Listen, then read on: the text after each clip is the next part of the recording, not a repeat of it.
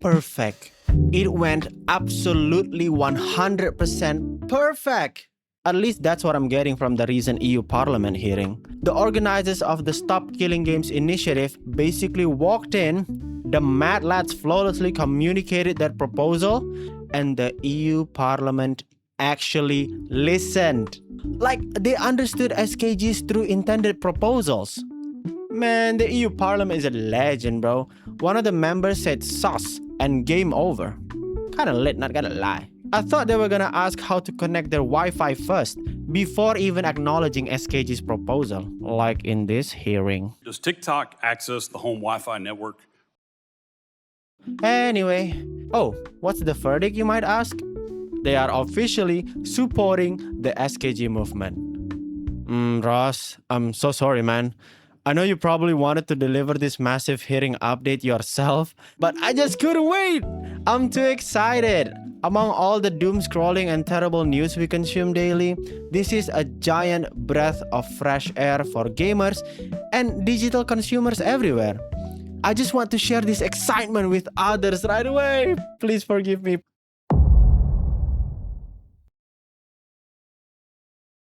I will put the timestamp here so that you can check them yourself in the full hearing video the EU Parliament has uploaded.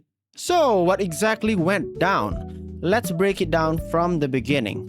Over 1.29 million of you absolute legends signed the European Citizens Initiative with the goal to stop video game publishers from treating our purchased game like milk with a hidden expiration date. Ross Scott, the main man of this movement, explains the core problem perfectly. Publishers design games to require a server connection. Then, whenever they feel like it, they unplug the server. And poof! Your game is dead.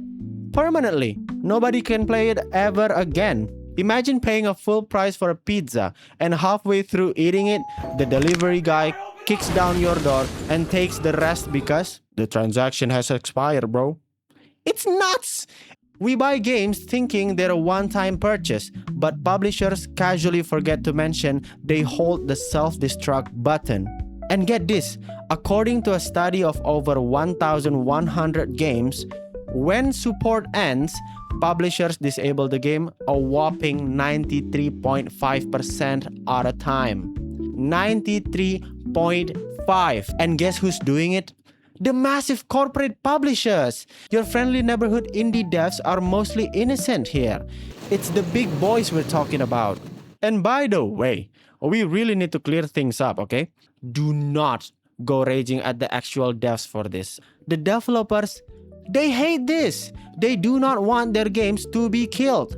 Even if the game completely flops, they want their art preserved. It is strictly a business decision by the publishers. And the worst part, the SKG team pointed out that a lot of developers are slapped with NDAs. So they literally aren't allowed to speak up while they watch their own games get murdered in the broad daylight. When Ubisoft murdered the crew, people complained to consumer agencies across the EU. And the agencies basically just shrugged and went, is that even legal? We don't know. And after that, the gaming industry lobbied to try to push back. They said, hey, what if we just put a label on the box saying we'll kill it? What if we guarantee support for like 2 years? Man, shut your ass up. The SKG team shut that down real quick. Labels don't fix the fact that art and consumer goods are being destroyed. And you wanna know the absolute funniest excuse from the industry? They literally claimed that keeping old games playable creates competition for their new releases. Wait. Hold up. Hold your phone. Are you admitting that your new games are so trash, you're terrified we'd rather just keep playing the 10-year-old ones? Yeah? You lot are jokes. Matting. Attorney Martin Bach pointed out that just because we buy digital code instead of a shiny disc doesn't mean we lose our consumer rights, or that we should let our cultural heritage be permanently deleted. And the members of the European Parliament were incredibly supportive. One guy, MEP René Repassi, even suggested a right to resurrect law. The right to resurrect law? That sounds like an awesome necromancer skill in an RPG. He also pitched a public digital library for abandoned games. It's like buying a modern car and 5 years later, the manufacturer remotely turns off your engine. Exactly. Thank you. Question 1. Doesn't keeping it alive break intellectual property copyright?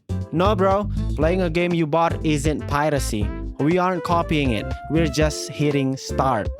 Question 2. Won't this cost publishers too much money? Not if they plan it on day one. If they integrate it in their development design, then it wouldn't be too costly for them in the future. They literally brought up Sony's Concord, a game that cost 370 million euros to make, only to get yeeted because they had zero end of life plan.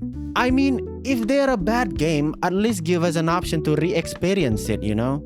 And finally, the organizers and MEPs totally agreed. Shutting down a game after letting players spend thousands of dollars on microtransactions, loot boxes, and digital anime skins is peak consumer exploitation. So, what are the next steps? The European Commission is analyzing the initiative right now. We are getting a formal reply by the end of July. Plus, these protections might actually get baked into the upcoming Digital Fairness Act in the Parliament. Gamers, we are actually winning one. Huge shout out to everyone who signed the initiative, and a massive props to the SKG team for taking the fight straight to the EU bosses and rolling a nat 20 on persuasion. I'll keep you guys updated on whatever happens in July. Until then, let me know in the comment, which dead game would you use your right to resurrect? Drop a like, subscribe. That is it for today. Thank you all. Bye.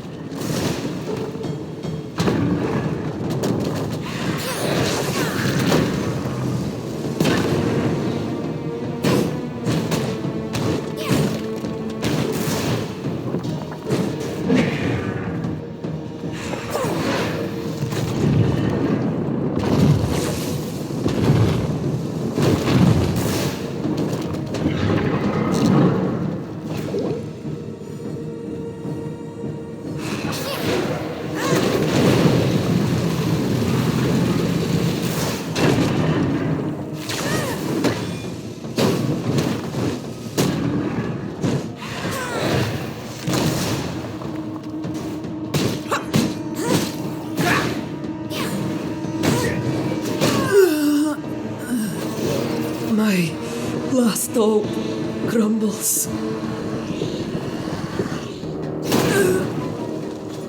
I feel stronger.